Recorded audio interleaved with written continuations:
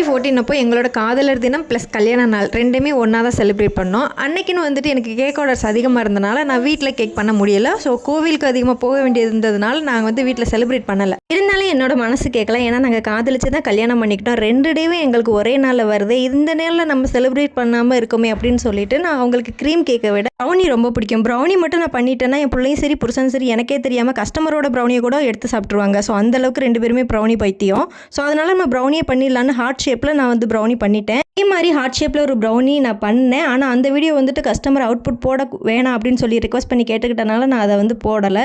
So அதே மாதிரி என் ஹஸ்பண்டுக்கு நான் பண்ணிக்கிட்டேன். இதில் வந்து கொஞ்சம் கொஞ்சமாக அங்கங்கே ஹார்ட் வச்சு நான் ஃபாண்டன்ட்டில் ஹாப்பி வெட்டிங்னு சொல்லிட்டு மை ஹீரோன்னு நான் எழுதியிருந்தேன். அதை என் பொண்ணு வந்து துவம்சம் பண்ணிட்டேன். அதனால் உடனே நமக்கு ஃபாண்டன்ட்லாம் ரெடி பண்ண நேரம் இல்லை. நான் மறுநாள் நான் ஊருக்கு கிளம்ப வேண்டியதுனால கனாச் வச்சு நான் ஹாப்பி வெட்டிங் மை ஹீரோ அப்படின்னு சொல்லிட்டு போட்டேன். இந்த வீடியோ பிடிச்சிருந்தா உங்களுக்கு மறக்காமல் லைக் அண்ட் சப்ஸ்கிரைப் பண்ணி சப்போர்ட் பண்ணுங்கள். பாய்.